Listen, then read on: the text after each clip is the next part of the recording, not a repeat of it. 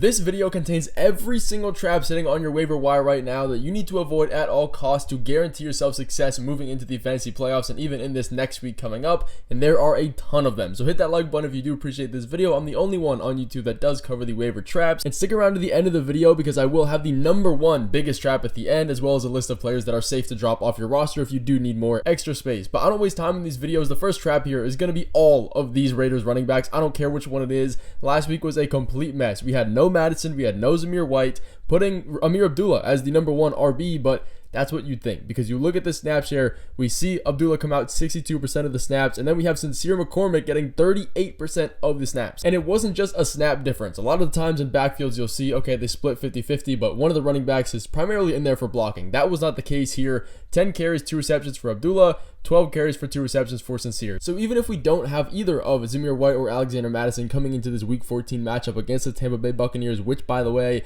is a positive one, they just cannot be trusted. It does not matter. It's a 4 running back committee. I don't think in my entire life I've ever seen this happen. There's too many running backs. The offense isn't great. They don't have a good record. Some of these running backs could even get benched in the next few weeks. Just don't deal with it. But the next trap that we're going to be avoiding here is a more established player, and it is going to be Cole Kmet. We are avoiding him for a few key reasons here. The offensive success is huge. We have to be completely realistic. They have been losing a lot of games, pretty unfortunately, since the Commanders game, but the offense is looking a lot better thanks to Caleb Williams. Since week 9, they're averaging 37.6 passing attempts per game. That's top 5 in the NFL. If you include their entire season statistics, they're still top 10 in passing attempts. So all these numbers look good.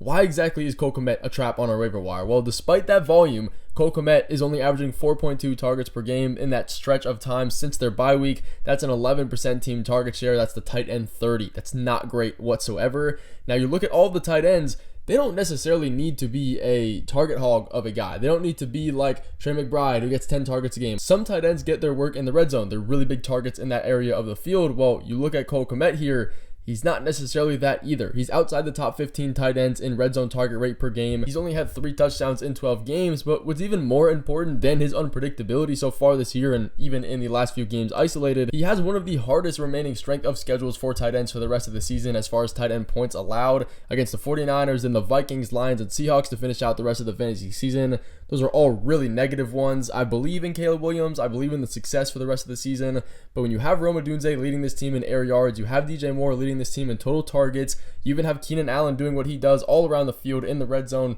and everything in between. As a 4th option for Cole Kmet, it's just not going to be a guy that we want to be consistently starting, especially moving into the fantasy playoffs where we need a little bit more of that consistency. But speaking of another guy here, Waiver McLeod at the wide receiver position, he's a trap. He put up 13.3 fantasy points last week, fresh off their bye, in a matchup against the Chargers, which is pretty good at stopping wide receivers. They don't allow a ton of points to that position, all things considered, and he's put together some good games. In the last 2 weeks isolated, he's averaging 12 targets a game and 12 fantasy points a game, 11.97 if you want to be more specific, but more importantly, he's staying on the field. He's averaging a 95% snap consistency pretty much for the entirety of the season, not even in those last 2 weeks, which makes his numbers a little bit more juicy. It makes you think, okay, maybe he is worth an ad, but that's exactly why he is a trap. There are just too many mouths to feed in this offense. We have Drake London averaging 10 targets a game. We have Kyle Pitts doing Kyle Pitts things, being extremely boom bust. One week he'll get 2 targets, one week he'll get 10. Who knows what's happening over there? But more importantly, you look at the way that Kirk Cousins has been playing as of late, and it's just been nothing short of atrocious. Over the last 3 games, he's averaging 7.7 fantasy points a game.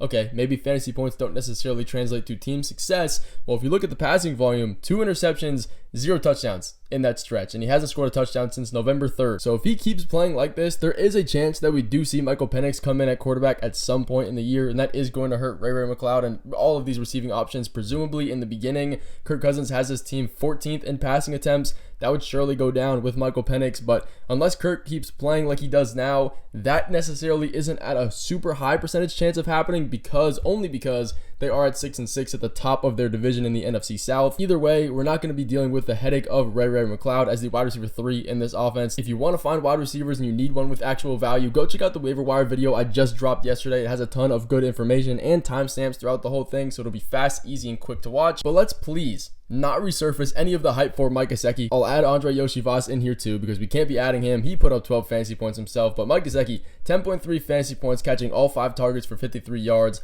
By no means is that a bad game, but the T. Higgins curse still 1000% does exist. When T. Higgins is in this offense for the Bengals, Mike Gesicki's numbers just absolutely drop and cut in half. So you might think that 5 targets is pretty decent and a trend in the right direction, but you look at Joe Burrow, he had 38 passing attempts. That's a 13% team target share. That is nowhere near different than the regular numbers without T. Higgins. It was just an increased number of pass volume and pass numbers because of that game. I mean, it was almost a 90-point game total in that matchup. So his snap share has also decreased, going down to 44% last week. That's not a plus for a reason to think that he's on the come up again. Yoshi finished with 12.5 fantasy points on 3 receptions for 25 yards and a touchdown.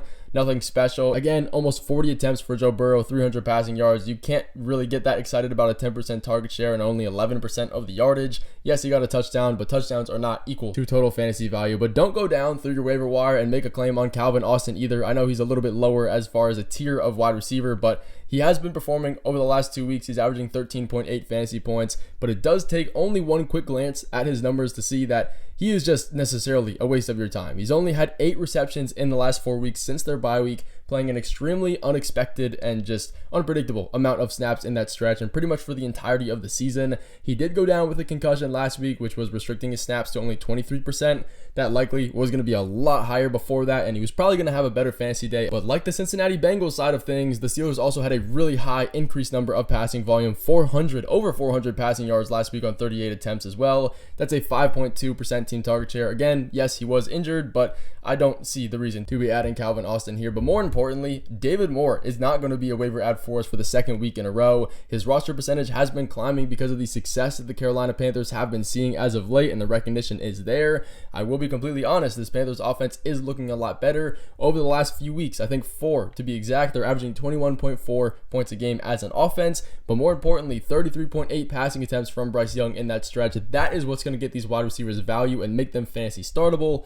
But it's not necessarily going to translate to David Moore as well. You look at this offense, he's the 3rd option. We still have Adam Thielen coming off of injury. We still have Xavier Legette in this offense. Even now that we have Tommy Tremble coming into this offense, replacing Jatavion Sanders, there just is way too many mouths to feed in this offense. And he has been playing good. He's had 20.1 fantasy points in week 13 and then 9 fantasy points last week. Those are decent numbers. And he's averaging a 92% snap share since the departure of Deontay Johnson in this offense. Those are good numbers. He's averaging 9.5 targets over the last 2 weeks, but it's just too risky, and he does get a really negative matchup this week against the Eagles. They don't allow a ton of points to wide receivers, and they have been extremely difficult in that position as of late recently, so he's not going to be a streamable option for us either. But a receiver here at the top of a lot of people's ad charts for what they want to be adding on the waiver wire, Demarcus Robinson, 100% a trap. You leave him on the waiver wire, 12.9 fantasy points last week. That's not bad. 2 receptions for a touchdown. Again, the touchdowns do make these fantasy points look a lot better and make people want to add them.